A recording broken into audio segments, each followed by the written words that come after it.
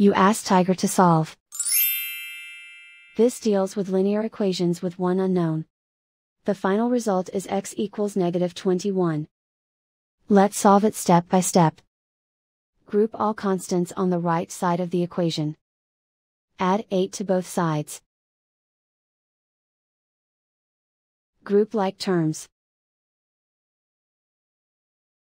Simplify the arithmetic.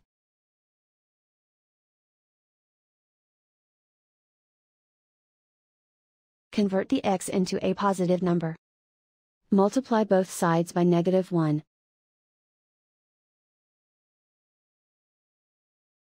Remove the ones. Simplify the arithmetic. And so the final result is x equals -21.